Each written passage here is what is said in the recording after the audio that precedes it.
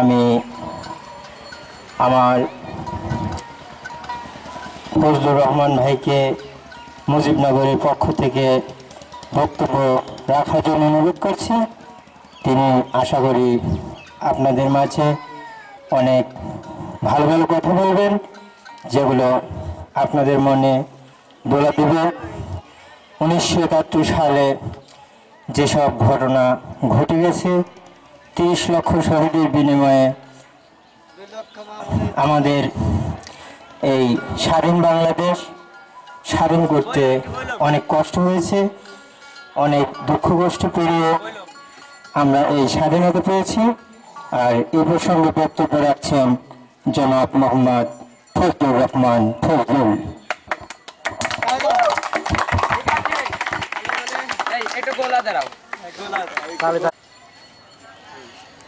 উপস্থিত মাননীয় সভাপতি সাহেব, উপস্থিত আমার 14 গুরুজন মন্ডলী, উপস্থিত সম্মানিত আমন্ত্রিত অতিথিবৃন্দু, উপস্থিত আমার চেনে ছাত্রছাত্রী ভাই বোনেরা, আপনাদের সবার প্রতি আমার আন্তরিক সালাম। আসসালামু আলাইকুম ওয়া রাহমাতুল্লাহি ওয়া বারাকাতুহু। অন্যান্য জাতির প্রতি রইল আমার আন্তরিক ভালোবাসা। আজ আমরা সবাই মুজিবনগরে উপস্থিত হয়েছি ওই পাকিস্তানের শাসক চক্রের হাত থেকে এই বাংলাদেশকে স্বাধীন করার জন্য 1971 সালের 17 এপ্রিল এই মুজিবনগরে জাতির জনক বঙ্গবন্ধু শেখ মুজিবুর রহমানকে রাষ্ট্রপতি করে এবং সৈয়দ নজরুল ইসলামকে উপরাষ্ট্রপতি করে গঠন করা হয়েছিল গণপ্রজাতন্ত্রী বাংলাদেশ সরকার। তারপর বীর বাঙালির বীর মুক্তি সেনারা সংঘর্ষিত হানাদার পাকিস্তান বাহিনীকে পরাজিত করে, মিত্র বাহিনীর সঙ্গে হানাদার পাকিস্তানি বাহিনীকে পরাজিত করে স্বাধীন করেছেন আমাদের এই সোনার বাংলা। এই জন্য জাতি তাদের প্রতি চিরকৃতজ্ঞ। কিন্তু কেন হয়েছিল এই যুদ্ধ, কেন হয়েছিল এই রক্তক্ষয়ী সংগ্রাম? ভাইয়ের আমার, 1947 সালের 14 আগস্ট যে আশা যে ভরসা দিয়ে আমাদের বাঙালিদেরকে ওই পাকিস্তান রাষ্ট্রের অন্তর্ভুক্ত করা হয়েছিল, ওই পাকিস্তানের শাসক চক্র, ওই পাকিস্তানের কায়দার জন্য আমাদের সেই আশাকাঙ্ক্ষা কোনদিন পূরণ হতে পারে নাই। সর্বপ্রথম পাকিস্তানের নাম লিখতে তারা বাঙালিদের সঙ্গে বেরোনি করেছিল। শুধু তাই নয়, যে পাকিস্তানের লোক সংখ্যা ছিল 7 কোটি, আমরা বাঙালিরা ছিলাম 4.5 কোটি, আর আমরা 2.5 কোটি ছিল ওই পশ্চিম পাকিস্তানে। অথচ সেই পাকিস্তানের রাজধানী স্থাপন করা হয়েছিল ওই পশ্চিম পাকিস্তানে। পাকিস্তানের বলাফল কায়দার জন্য আমাদের জিন্না যার বাড়ি ছিল ওই পশ্চিম পাকিস্তানে, প্রধানমন্ত্রী লিয়াকত আলী খান যার বাড়ি ছিল ওই পশ্চিম পাকিস্তানে, সেনাবাহিনীর 3টে সদর দপ্তর স্থাপন করা হয়েছিল ওই পশ্চিম পাকিস্তানে। Pakistan national bank, state bank, সমস্ত সরকারি বেসরকারি প্রতিষ্ঠানে হেড অফিস স্থাপন করা হয়েছিল ওই পশ্চিম পাকিস্তানে। এমনকি 100 জন লোক যদি সামরিক বাহিনীতে নিয়োগ দেওয়া হতো, 95 জন থাকতো ওই পাকিস্তানি। এমনি ভাবে চারিদিক থেকে ওই পাকিস্তানিরা আমাদের বাঙালিদেরকে কোণঠাসা করে রেখেছিল। ভাইয়ের আমার, পাকিস্তান সৃষ্টির 1 বছর যেতে না যেতেই 47 সালে ডিসেম্বরে করাচিতে এক শিক্ষা সম্মেলন অনুষ্ঠিত হয়। এই শিক্ষা সম্মেলনে ওই শাসক গোষ্ঠী সেদিন প্রস্তাব করেছিল উর্দুভাবে পাকিস্তানের একমাত্র রাষ্ট্রভাষা। সেদিন এই দেশের বুদ্ধিজীবীরা, এই দেশের শিক্ষকেরা নানা জবাবে তার প্রতিবাদ করেছিলেন। 1948 সালে 23শে ফেব্রুয়ারি পাকিস্তানে গণপরিষদের অধিবেশন বসে। এই গণপরিষদের অধিবেশনে ইংরেজি উর্দুর পাশাপাশি বাংলাকে গণপরিষদের ভাষা হিসেবে স্বীকৃতি দেওয়ার জন্য সেদিন আমাদের বাঙালিদের পক্ষ থেকে প্রস্তাব দেওয়া হয়েছিল। কিন্তু ওই পশ্চিমের শাসক গোষ্ঠী আমাদের বাঙালিদের প্রস্তাব সেদিন প্রত্যাখ্যান করেছিল, যার ফলে 26শে ফেব্রুয়ারি সারা দেশে হরতাল পালিত হয়েছিল। 1948 সালে 3রা মার্চ এই মায়ের ভাষা বাংলাকে রক্ষা করার জন্য এই দেশের সর্বদলের নেতাকর্মীরা ঢাকার ফজলুল হক মুসলিম লীগ হলে এক সবাই মিলিত হন। সেখানে সবাই মিলে মায়ের ভাষা বাংলাকে রক্ষা করার জন্য সবাই মিলে সর্বদলের সংগ্রাম পরিষদ গঠন করেন এবং 11 মার্চ সারা দেশে হরতালে ডাক দেওয়া হয়েছিল। ওই দিন হরতাল চলাকালে ওই শাসক গোষ্ঠীর লেলে দেওয়া হয়ে শত শত নেতা কর্মীকে গ্রেপ্তার করেছিল এবং পেটে মারধর করেছিল, যার ফলে 13 থেকে 15 মার্চ আবার দেশে হরতাল পালিত হয়েছিল। 1948 সালে 21 মার্চ পাকিস্তানের বলা কায়দা মোহাম্মদ আলী জিন্নাহ ঢাকার কার্জন হলে এক সমাবর্তন অনুষ্ঠানে যোগদানের জন্য ঢাকা আছে। এই কায়দা মোহাম্মদ আলী জিন্নাহ ঢাকা আছে যে মাতৃভাষা বাংলায় আমরা 14 মানকে মামা বলে ডাক দিই, যে মাতৃভাষা বাংলায় আমরা মমতা মাকে মা বলে ডাক দিয়ে প্রাণ জুড়াই, যে মাতৃভাষা বাংলায় আমরা আদরে ভাইমুনকে ভাইমুন বলে ডাকে, সেই মাতৃভাষা বাংলা আমাদের মুখ থেকে কেড়ে নেওয়ার জন্য ওই কায়দা মোহাম্মদ আলী জিন্নাহ সরাজ উত্তরে ভাষণ দিতে গিয়ে বলে উঠেছিল Urdu Urdu shall be state language of Pakistan, যার বাংলা অর্থ হলো উর্দু, উর্দুই হবে পাকিস্তানের ন্যায়প্রাপ্ত রাষ্ট্রভাষা।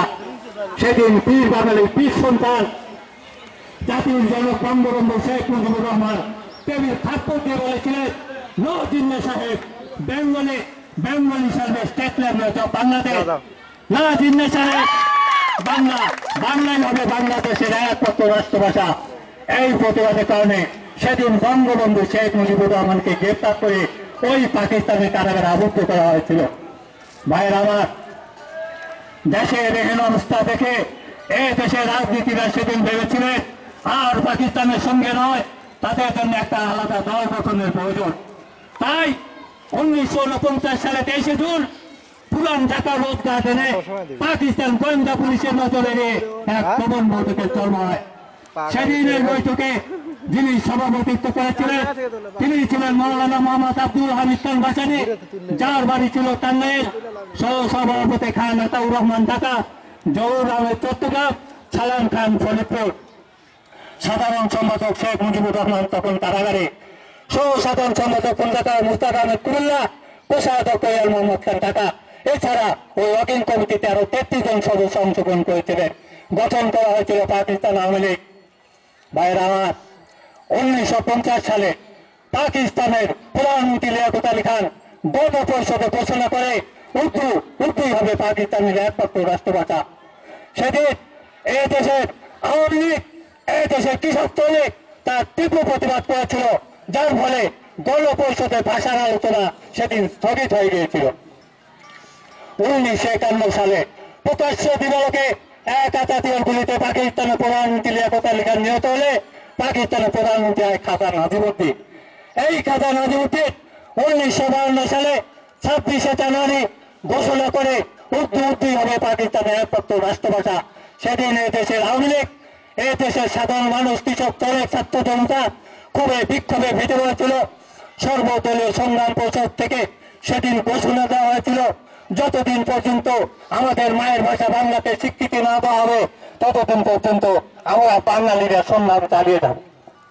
যার ফলে 26শে জানুয়ারি সারা দেশে হরতাল পালিত হয়েছিল, হরতালে ডাক দেওয়া হয়েছিল এবং 30শে জানুয়ারি দেশে হরতাল পালিত হয়েছিল এবং 21শে ফেব্রুয়ারি দেশে ভাষা দিবস হিসেবে ঘোষণা করা হয়েছিল। ওই দিন সারা দেশে 21শে ফেব্রুয়ারিতে হরতালে ডাক দেওয়া হয়েছিল। তখন বাংলাদেশের নির্বাহী সরকার 144 ধারা জারি করে এই সমস্ত সভা সমাবেশ নিষিদ্ধ ঘোষণা করে। তখন এদেশের আওয়ামী লীগ, এই দেশের ছাত্র জনতা কৃষক করে 144 ধারা অতিক্রম করে বিভিন্ন স্থান থেকে মিটিং শোভাযাত্রা বের করে সবাই যখন ঢাকা মেডিকেল কলেজ হাসপাতালের সামনে জড়ো হতে থাকে, তখন এই ছাত্র জনতাকে সত্যপূর্ণ করার জন্য ওই শাসক গোষ্ঠীর লেভেল বাহিনী মেডিকেল কলেজের সামনে 11 নম্বর পুলিশ ব্লকের কাছে বেলা 2টার সময় ছাত্র জনতার উপর চালায় নির্বিচারে গুলি। সেদিন এই গুলিকে মাটিতে ঠেলে মারেছিল ঢাকা বিশ্ববিদ্যালয়ের এম.এ বিজ্ঞান বিভাগের 3য় বর্ষের ছাত্র জগৎ।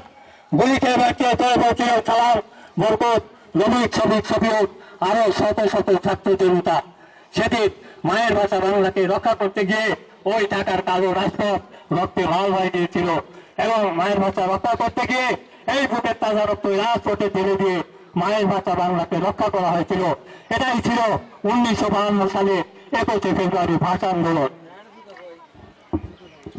আমাদের হাতে সময় খুবই সীমিত, তাই ফজলুর রহমান ভাইকে দৃষ্টি আকর্ষণ করছি খুবই সংক্ষিপ্ত আকারে তার বক্তব্য পেশ করার জন্য। ভাইরা আমার, 1954 সালে এই দেশে সাধারণ নির্বাচন দেওয়া হয়েছিল। সেদিন এই নির্বাচনে 237 আসনের ভিতর পাকিস্তান আওয়ামী লীগের যুক্তফল পেয়েছিল 223 আসন। অথচ সামরিক জনতারা ক্ষমতা হস্তান্তর করতে সেদিন তাল বাহানা শুরু করেছিল। পরপর তখন তারা এই ব্যবস্থা ব্যাগতি থেকে ফিল্ড মার্শাল মোহাম্মদ আইয়ুব খান 1958 সালে 7 অক্টোবর পাকিস্তানের সামরিক শাসন জারি করে আমাদের 10 বছর গ্রহণ করে রেখেছিল। 64 সালে আইয়ুব সরকার এই দেশে সাম্প্রদায়িক দাঙ্গা বাঁধিয়ে দিয়েছিল, যে দাঙ্গায় ঢাকার মোতাউরুল ইসলামকে নির্মমভাবে হত্যা করা হয়েছিল। তখন বঙ্গবন্ধু শেখ মুজিবুর রহমান দাঙ্গা প্রতিরোধ আন্দোলন কমিটি গঠন করে দাঙ্গাকে নিভিয়ে দিয়েছিলেন। 65 সালে বঙ্গবন্ধুর নামে রাষ্ট্রদ্রোহী মামলা দেওয়া হয়েছিল, যে মামলায় আল্লাহ রসের রহমতে বঙ্গবন্ধু শেখ মুজিবুর পরিত্রাণ পেয়ে যান। 66 সালে জাতির জনক বঙ্গবন্ধু শেখ মুজিবুর রহমান বাঙালি জাতির পক্ষের থেকে, এই বাংলাদেশের পক্ষের থেকে প্রাণের 6 দফা দাবি ওই পশ্চিমা শাসক গোষ্ঠীর কাছে উত্থাপন করে, যার কারণে 66 সালে 8 মে বহিরাতে দেশ আইনে ওই আওয়ামী লীগ সভাপতি শেখ মুজিব সহ 800 আওয়ামী নেতা কর্মীকে ওই স্বৈরাচারী আইয়ুব সরকার গ্রেপ্তার করেছিল। তখন এই দেশের মানুষ আইয়ুব প্রতি তীব্র আন্দোলন করে তুলেছিল, যে আন্দোলনে জনতা তার সহ্য করতে না পেরে অবশেষে ওই স্বৈরাচারী আইয়ুব সরকার শেখ মুজিব সহ 800 আওয়ামী নেতা কর্মীকে নিঃশর্তে মুক্তি দিতে বাধ্য হয়েছিল। 1967 সালে রেডিও পাকিস্তান থেকে রবীন্দ্রসঙ্গীত সম্পূর্ণ নিষিদ্ধ ঘোষণা করা হয়। এর প্রতিবাদ করে বঙ্গবন্ধুকে গ্রেপ্তার করা হয়। 68 সালে 17 জানুয়ারি বঙ্গবন্ধুকে মুক্তি দিয়ে জেল গেট থেকে আবার সামরিক হেফাজতে নিয়ে যাওয়া হয়। সেখানে নিয়ে গিয়ে বঙ্গবন্ধুর নামে আগরতলা ষড়যন্ত্র মামলা দায়ের করে। মামলার শিরোনাম ছিল পাকিস্তান বনাম শেখ মুজিব। মামলায় 35 জন আসামি দিয়েছিল, তার মধ্যে বঙ্গবন্ধু শেখ মুজিব সহ 7 জন ছিল অসামরিক ব্যক্তিত্ব, আর 28 জন ছিল বাঙালি সামরিক অফিসার। ওই সামরিক জনতারা ভেবেছিল শুধু শেখ মুজিবকেই নয়, সঙ্গে বাঙালি সামরিক অফিসারদের হত্যা করতে পারলে তাদের ভবিষ্যৎ চলার পথ সুগম হবে। তাই তারা 28 জন বাঙালি সামরিক অফিসারের বিরুদ্ধে মামলা দিয়েছিল। এমনকি মামলা চলাকালে ক্যান্টনমেন্টের ভিতর সার্জেন্ট চৌধুরী হককে নির্মমভাবে বন্দী অবস্থায় গুলি করে হত্যা করা হয়েছিল। এমনকি রাজশাহী বিশ্ববিদ্যালয়ের শিক্ষক শামসুজ্জাকে গুলি করে হত্যা করা হয়। তখন এই দেশের মানুষ আইয়ুব বিরোধী তীব্র আন্দোলন গড়ে তোলে, যে আন্দোলনের মুখে ওই স্বৈরাচারী আইয়ুব সরকার এই দেশের জনগণকে স্তব্ধ করার জন্য ঢাকা, চট্টগ্রাম, রাজশাহী, রংপুর, খুলনা দেশের বিভিন্ন স্থানে ছাত্র জনতার উপর চালায় নির্বিচারে গুলি। সেদিন এই গুলিকে এই দেশের মানুষ এমন আন্দোলন গড়ে তুলেছিল, যে আন্দোলনের মুখে ওই স্বৈরাচারী আইয়ুব সরকার টিকতে না পেরে অবশেষে 1969 সালে মার্চে পদত্যাগ করতে বাধ্য হয়েছিল। এটাই ছিল 1969 সালের গণ আন্দোলন। আইয়ুব সরকারের পতনের পর এই দেশে শাসনভার গ্রহণ করে জেনারেল এ খান সাহেব। এই খান সাহেব এসে এই দেশের সাধারণ নির্বাচন দেওয়ার প্রতিশ্রুতি দিলেন। তিনি বঙ্গবন্ধুকে বলেছিলেন নির্বাচন হবে এক ভোট এক মতার ভিত্তিতে। বঙ্গবন্ধু মেনে নিয়েছিলেন। তিনি বলেছিলেন নির্বাচন হবে 300 আসনে, যে দল 151 আসন পাবে সে দল সরকার গঠন করবে। বঙ্গবন্ধু মেনে নিয়েছিলেন। 1970 সালে 7 ডিসেম্বর এই দেশে সাধারণ নির্বাচন দেওয়া হয়। সেদিন এই নির্বাচনে পাকিস্তান আওয়ামী লীগ পেয়েছিল 167 আসন। অথচ ওই সামরিক জনতারা ক্ষমতা হস্তান্তর করতে তাও বাহানা শুরু করেছিল। পরপর বৈঠকের নামে যখন তারা এদেশে সৈন্য সমাবেশ করতে লাগলো, তখন বঙ্গবন্ধু বুঝতে পারলেন তারা আর ক্ষমতা হস্তান্তর করবে না।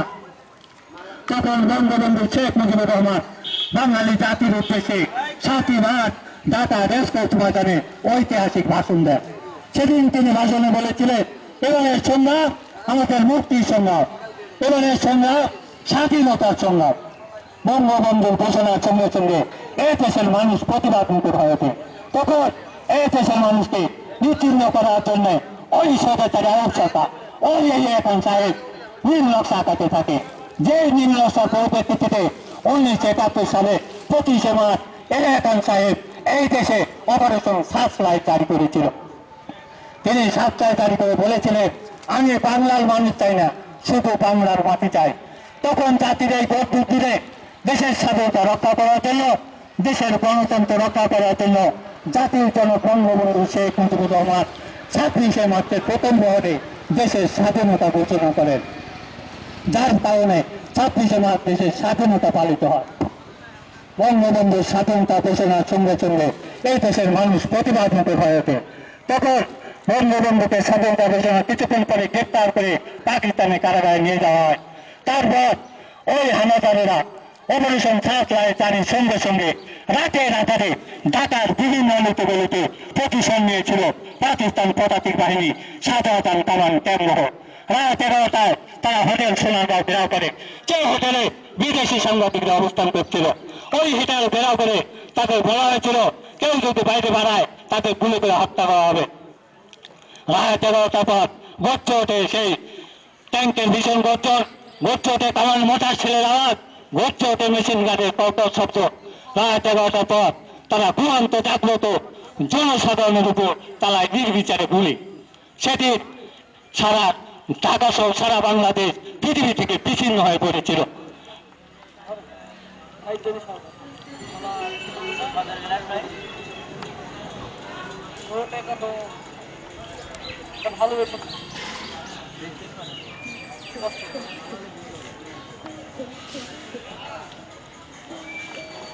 সেদিন ওই হানাদারেরা সর্বপ্রথম প্রবেশ করে ঢাকা নির্বাল হলে, সেখানে যে গুলি করে শত শত ছাত্রকে হত্যা করে, গুলি করে প্রবেশ করে জগন্নাথগঞ্জ হলে, সেখানে যে শত শত ছাত্রকে হত্যা করে, গুলি করে প্রবেশ করে রোকে হলে, সেখানে যে ছাত্রীদের ধরে তাদের উপর নির্মম পাশবিক অত্যাচার চালায়।